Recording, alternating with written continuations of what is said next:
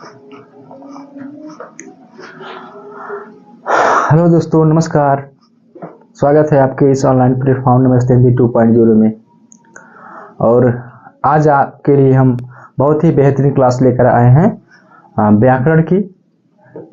जो है क्लास 9वीं 10वीं 11वीं और 12वीं सभी क्लासों के लिए जो है बहुत ही मोस्ट क्लास होने वाली है। और यह है शायद इस क्लास को देखने के बाद आपके अंदर जो एक चैप्टर है रस, व्याकरण के अंतर्गत आने वाला पार्ट जो है जो रस है, रस से आप जो है अपनी जो दिक्कत है वो दूर कर पाएं। तो चलिए हम बिना देर किए क्लास की शुरुआत कर देते हैं। अगर आप चैनल पर पहली बार जुड़े हैं तो चैनल को आप सब्सक्राइब करें और साथ ही साथ जो है शेयर करें। तो चलिए आज का हमारा टॉपिक है रस। ठीक, व्याकरण का ये रस वाला पार्ट है। तो व्याकरण में हम आज देखेंगे रस ना। तो रस, तो प्यारे साथियों, तो रस को पढ़ने के लिए सबसे पहले इसकी हम परिभाषा देख लेते हैं। इसकी परिभाषा क्या है? तो इसकी परिभाषा है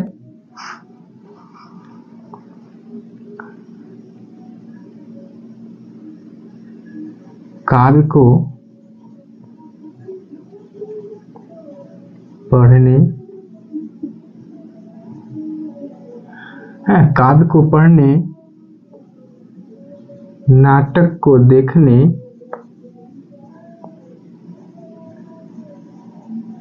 काव्य को पढ़ने नाटक को देखने से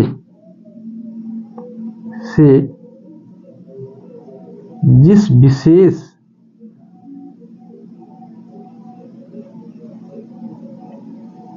है ना, जिस विशेष प्रकार की अनुभूति होती है या जो विशेष प्रकार की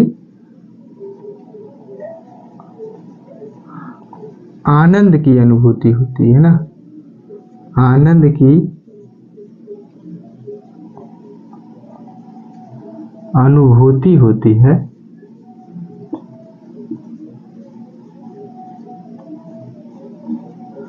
रस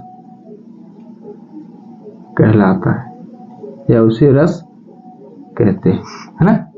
तो काव्य को पढ़ने, नाटक को देखने से जो विशेष प्रकार की आनंद की अनुभूति होती है वो रस कहलाता है। तो ये हो गया। अब जो आचार्य ना भरत मुनि के अनुसार, नाट्य शास्त्र में भरत मुनि ने जो नाट्य की परिभाषा दिया है, इसकी परिभाषा दिया है रस की, उसकी हम देख लेते हैं, है ना। भरत मुनि के अनुसार, भरत मुनि के अनुसार किसमें लिखा है? नाट्य शास्त्र में। नाट्य शास्त्र में जो भरत मुनि की परिभाषा है, यानी कि परिभाषा उनकी ये है ना। चलिए,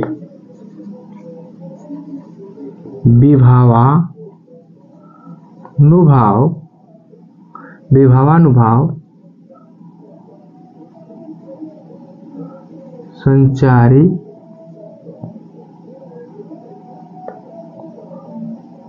विभावानुभाव संचारी भाव संयोग द्रास निष्पत्ति ना, ये इनकी परिभाषा है, सब एक ही में है।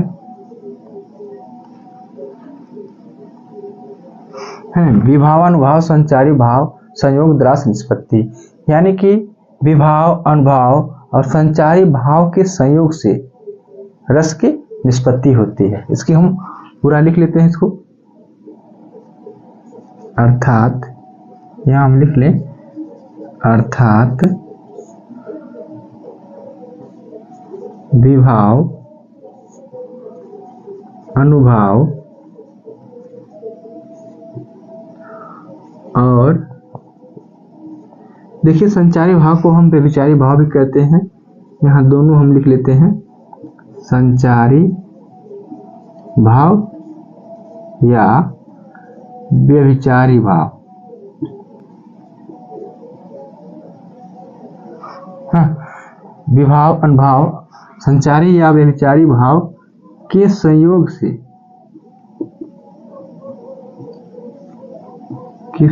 से रस की निष्पत्ति होती है। तो रस की निष्पत्ति होती है। ठीक, ये रस की परिभाषा आचार्य भरत मुनि के अनुसार नाट्य शास्त्र में जो इनकी परिभाषा लिखी गई थी, तो इनकी परिभाषा ये है। अब हम जो है देख लेते हैं हम हैं, चलिए एक टॉपिक लिखकर हेडिंग डालकर लिख लेंगे, आचार्य यानी कि भारतीय आचार्यों के अनुसार जो अस्थायी भाव की संख्या कितनी है। भारतीय आचार्यों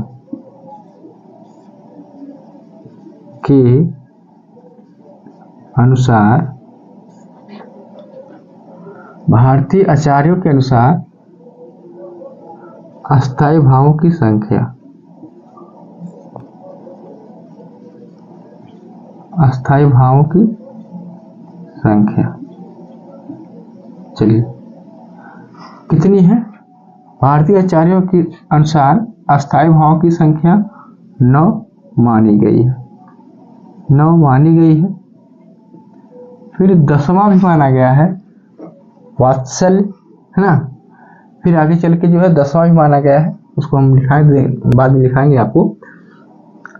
लिख लेते हैं इधर, यहाँ हम लिख लें हेडिंग डाल के, या ऐसे ही 2 कॉलम बना ले। रस लिख ले, इधर हम लिख लें अस्थायी भाव, अस्थायी भाव। ठीक है, तो इसमें हम पहले लिख लेते हैं श्रृंगार।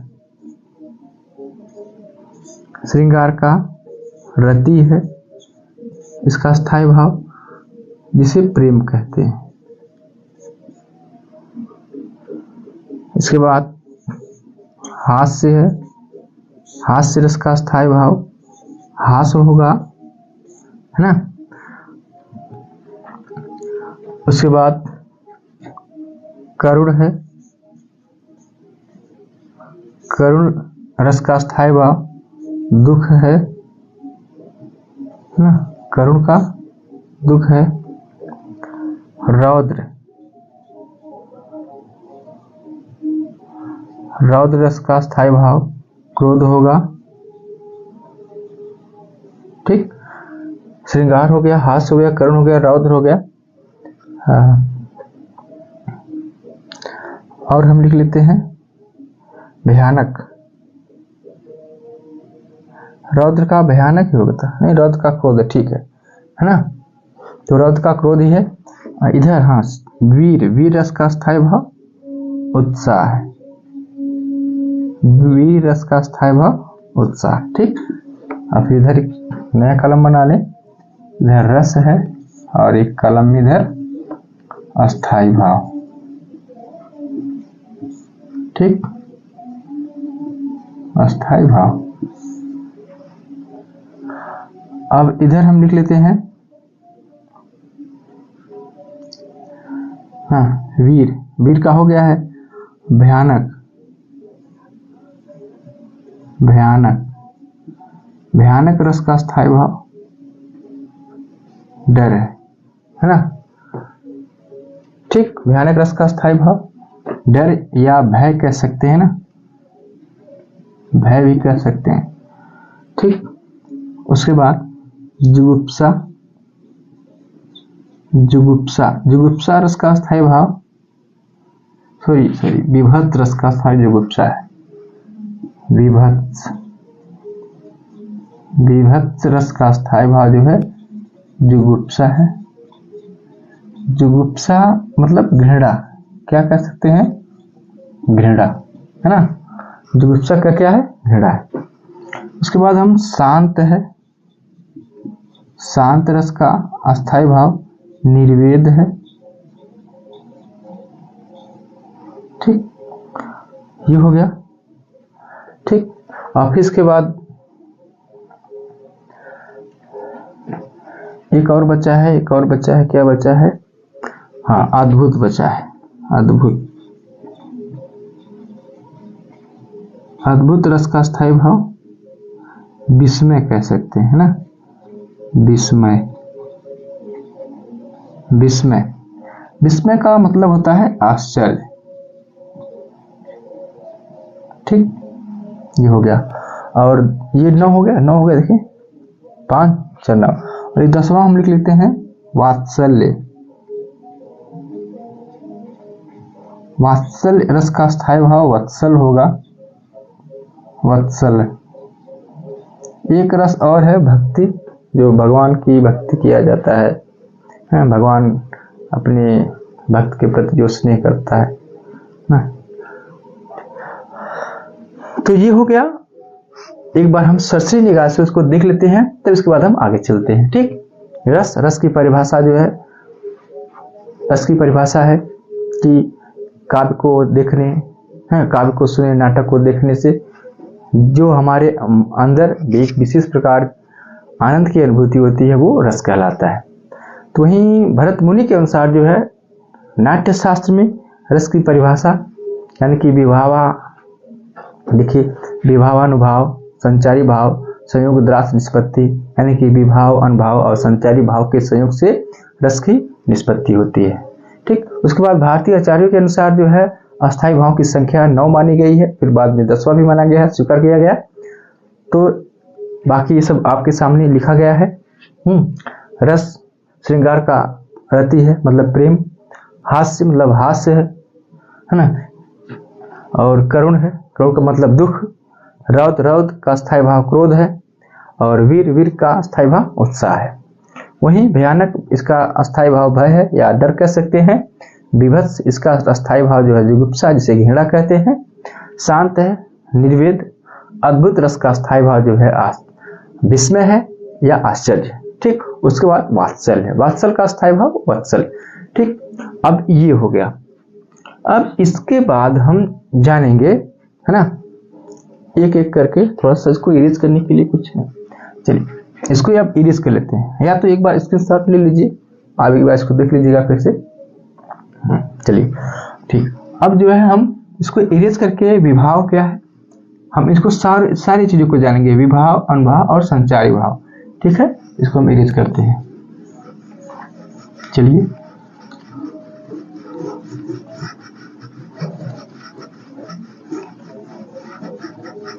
और ये क्लास अगर आपको बेहतर लगे तो क्लास को जरूर आप शेयर करें, सब्सक्राइब। अगर आप चैनल पर पहली बार जुड़े हैं, चैनल को सब्सक्राइब भी कर लें। और ऐसे कंटेंट आपको जो है मिलते रहेंगे, बेहतरीन से बेहतरीन क्लास आपको दिया जाएगा। और अन्य जो टीजीटी पीजीटी की भी तैयारियां जो है यहाँ पर आपको करवाई जाएंगी। और ये सबके लिए है, जितने भी कॉम्पिटिटिव एग्जाम है, इन चीज़ों को जो पूछा जाता है। तो आप जो है अगर पहली बार जुड़े हैं तो चैनल को सब्सक्राइब कर जो है आप इसको आगे बढ़ा सकते हैं। ठीक, अब हम देख लेते हैं विभाव। हमको देखना किसके बारे में, उसको हम लिख लेते हैं एक ही जगह। देखिए विभाव, ठीक, विभाव, अनुभाव, संचारी भाव। देखिए संचारी भाव को व्यभिचारी भाव भी कहा गया है।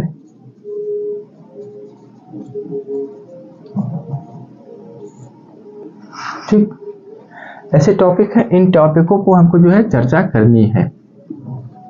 ठीक है ना। अब हम एक एक करके जो है 3 टॉपिक पर चल लेते हैं। ठीक है, चलिए पहले हम विभाव को पढ़ लेते हैं। चलिए विभाव क्या है इसको हम जानते हैं।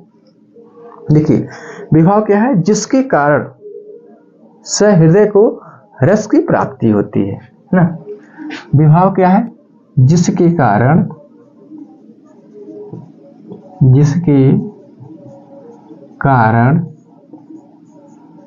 सहृदय को रस की प्राप्ति होती है। प्राप्ति होती है, क्या कहलाता है? उसे विभाव कहते हैं। उसे क्या कहते हैं? उसे विभाव।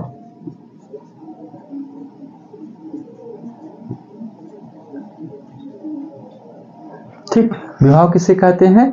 जिसके कारण हृदय को ना, जिसके कारण जो हृदय को जो है रस की प्राप्ति होती है, वो रस उसे विभाव कहते हैं।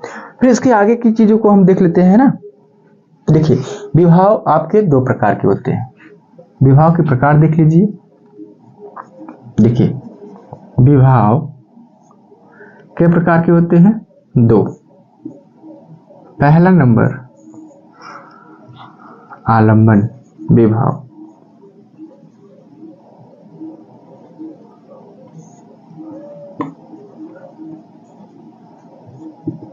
आलंबन विभाव मतलब जिस पर भाव अवलंबित हो, है ना, जिस पर भाव अवलंबित हो,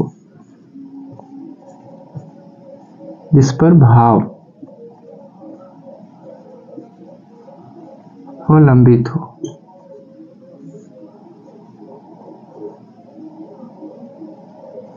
उसे क्या कहते हैं? उसे आलंबन विभाव कहते हैं। भी आपको एग्जाम्पल के द्वारा आपको समझा दिया जाएगा। उसे आलंबन विभाव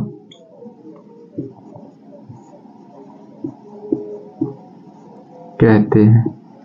ठीक, जिस पर भाव क्या हो?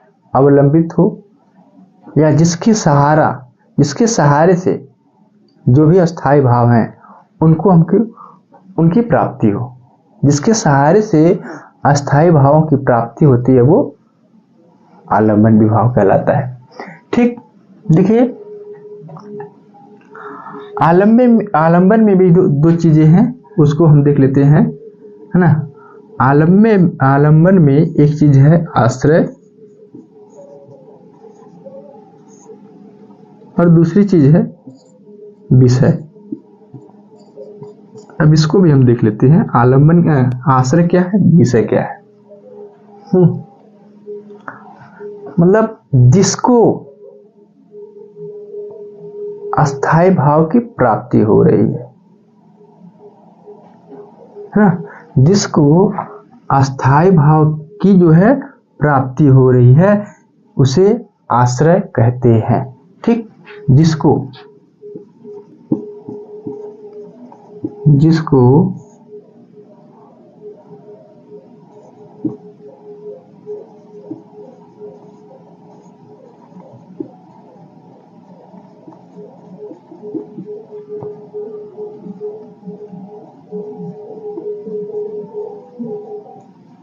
ठीक, जिसको अस्थाई भाव की क्या हो रही हो? प्राप्ति हो रही हो, वो क्या है? आश्रय कहलाता है। वही विषय क्या है? जिससे, ऐसे कह सकते हैं, जिससे अस्थाई भाव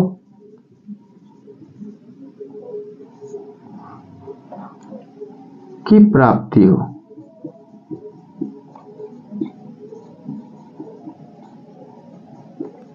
उसे विषय कहते हैं।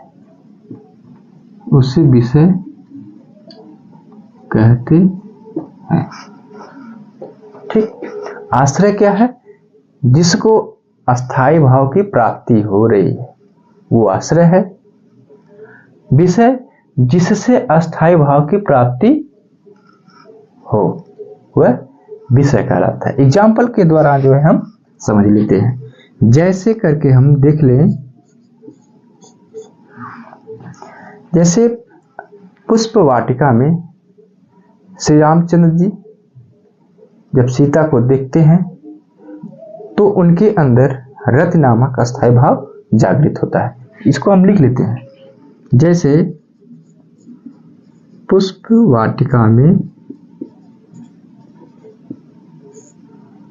जैसे पुष्प वाटिका में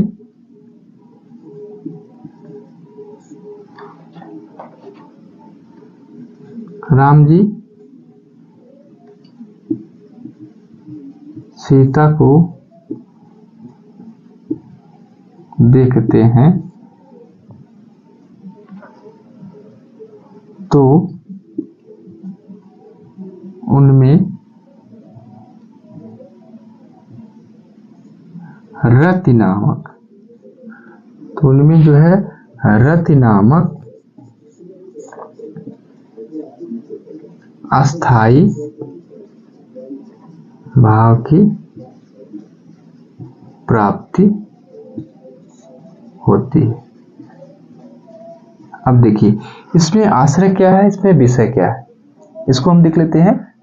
तो देखिए जो राम है, राम जी क्या हो जाएंगे, ये आश्रय हो जाएंगे। क्या हो जाएंगे, आश्रय। यानी कि किनको किनको अस्थाई भाव की प्राप्ति हुई है, राम जी को। वही बात यहाँ देखिए, जिसको अस्थाई भाव की प्राप्ति हो रही हो, तो श्री राम जी जब सीता को पुष्प वाटिका में देखते हैं तो उनको जो है रति नामक अस्थाई भाव की प्राप्ति होती है। यानी कि प्रेम जागता है, बढ़ता है, होता है। हाँ, तो राम क्या हो जाएंगे, आश्रय।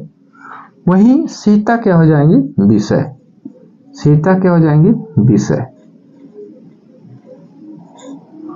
ठीक, ये आश्रय और विषय आपकी कंप्लीट हुई।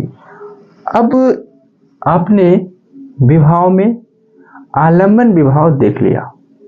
ठीक, विभाव देखिए दो प्रकार के होते हैं, आलंबन विभाव और उद्दीपन विभाव। यहाँ हम छोटा सा यहाँ ऐसे लिख के आपको बता दें, है ना। आलंबन देखिए, देखो विभाव आलंबन विभाव है, आलंबन दो प्रकार के होते हैं, और इधर है उद्दीपन। ठीक, ये आपने इसको अभी देखा है, आलंबन विभाव है, जिस पर भाव अवलंबित हो वो उसे आलंबन कहते हैं। हाँ, और आलंबन में भी दो प्रकार के होते हैं, एक आश्रय, एक विषय। जिससे हम जिसको रस की प्राप्ति हो रही हो, है वो आश्रय है। और जिससे यहाँ क्या है, जिससे अस्थाई भाव की प्राप्ति हो रही है, किनसे हो रही थी, सीता जी से, है ना, क्योंकि उनको देखकर उनके मन में जो है प्रेम जगा, तो वो विषय हो जाएंगे। ठीक, तो राम आश्रय और सीता विषय। ये शायद आपको बहुत ही बेहतरीन तरीके से समझ में आया होगा।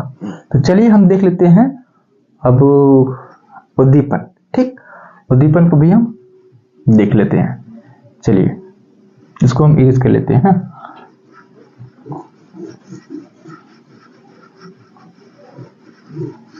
अभी आपने विभाव के बारे में जाना है, विभाव में आलंबन विभाव आपने देखा, अब आप देखेंगे उद्दीपन विभाव। ठीक, चलिए। ठीक, भाई आपने देखा क्या, इसको एक बार हम देख लेते। इधर आपने देखा है विभाव। ठीक, विभाव के कितने पार्ट हैं, दो पार्ट बताए गए हैं। पहला में आपने देख चुका है आलंबन विभाव।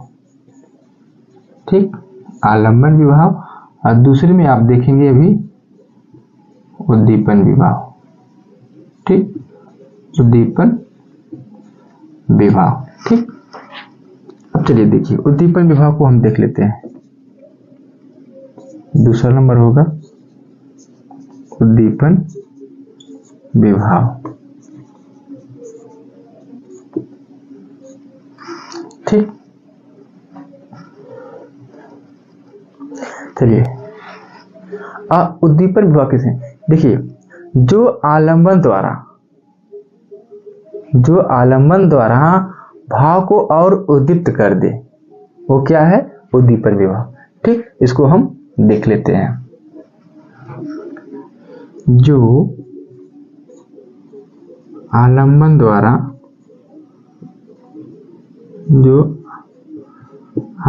द्वारा भाव को उद्दीप्त कर दे,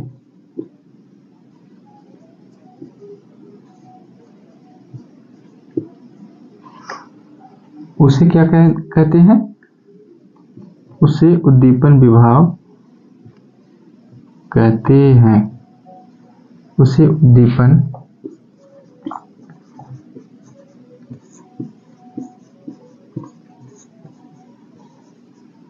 ठीक, जो आलंबन द्वारा भाव को और उद्दीप्त कर दे, यानी कि देखिए इसमें दो हैं, एक बाह्य चेष्टाएं हैं, है ना। आलंबन की जो है उद्दीपन की दो चेष्टाएं, दो बातें हैं, एक बाह्य चेष्टा है, एक आलंबन की चेष्टाएं हैं। इसको हम देख लेते हैं। एक बाह्य है, दूसरा है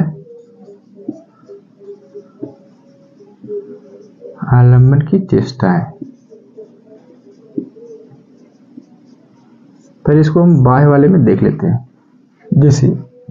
जैसे मान लीजिए, है ना, प्रकृति वर्णन है,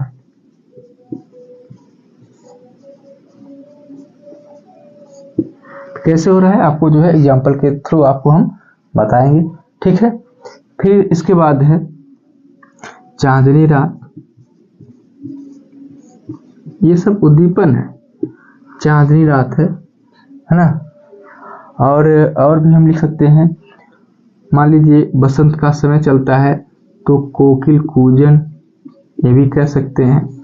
कोकिल कूजन यानी कि वो जब कोयल बोलते हैं वो भी क्या है, उद्दीपन विवाह। कैसे है आपको अभी बता रहे हैं, ठीक। आदि कह सकते हैं, बहुत सारी चीजें हैं, अभी एग्जाम्पल के द्वारा आप तुरंत चीजों को समझ जाएंगे। अब जो है आलंबन की चेष्टाएं जो हैं उसको देख लीजिए। जैसे नायक नायिका की चेष्टाएं, नायक नायिका की चेष्टाएं, ठीक। अब हम उद्दीपन विभाग को समझते हैं, तो चलिए समझें। उद्दीपन विभाग, जैसे मान लीजिए आप जो है रास्ते से जा रहे हो और उस समय जो है रात का हो, रात का समय है, काली रात है, और उस काली रात में आप एक पगडंडी पकड़ते हुए जा रहे हो, तभी आपके सामने बांस की झुरमुट दिखाई दे, यानी कि दोनों तरफ सड़क के इधर भी, है ना, पगडंडी के इधर भी, पगडंडी के उधर भी, यानी कि दाएं बाएं दोनों तरफ देख जो है बांस का झुरमुट सड़क को जो है घेरे हुए हो, और काली रात हो, और जो छोटे छोटे जो क्षुद्र जंतु होते हैं, छोटे छोटे जो जंतु होते हैं, कीड़े मकोड़े, रेंगुआ वगैरह, वो जो है उनकी आवाज सुनाई दे रही हो, और आपके पास टार्च तो है, लेकिन ऐसी टार्च है जिसको जलाने में केवल आपके पैर के आगे ही दिखाई दे रहा हो। तो तो बच्चे कहेंगे जो है मोबाइल का टार्च जला देंगे। अरे भैया, मोबाइल मान लीजिए स्विच ऑफ हो गई हो तो आपके पास केवल बत्ती हो, है ना, तो वो है। और तब तक सामने से आप तो जो है एक देखिए डर का माहौल क्रिएट हो चुका है अब, लेकिन ये जो सारी चीजें और आ रही हैं, रात का होना, रात तो है, चांदनी रात है तो ठीक है, थोड़ा जो उजाला रहता है, लेकिन काली रात है, काली रात का होना, हाँ, जो छोटे छोटे जीव जंतु का बोलना, जो डर है, डर के माहौल को और भी भयंकर बना दे रहा है। तो ये जो बाहरी जो प्रकृति का जो है ना, जो बाहरी तौर पे प्रकृति अपना जो है अपने तरीके से डर उत्पन्न कर रहे, वो जो है उद्दीपन विभाव है। वही हम जो आपने पिछला एग्जाम्पल देखा है कि पुष्प वाटिका है, पुष्प वाटिका में श्री रामचंद्र जी जब सीता को देखते हैं तो उनके मन में जो है रति नामक अस्थायी भाव उत्पन्न होता है। तो देखिए अब श्री रामचंद्र जी हैं, देखिए यहाँ पुष्प वाटिका ही क्यों चुना गया है, क्योंकि दो नायक नायिका सामने हैं और नायक नायिका के आसपास फुलवारी लगी है, बाग बागीचे हैं, वातावरण शांत है, स्लोली हवा विंड चल रही है, और भी बहुत ही सुगंधित हवा चल रही है। संयोग से अगर बसंत का ऋतु हो तो और ही क्या कहना भाई, है ना।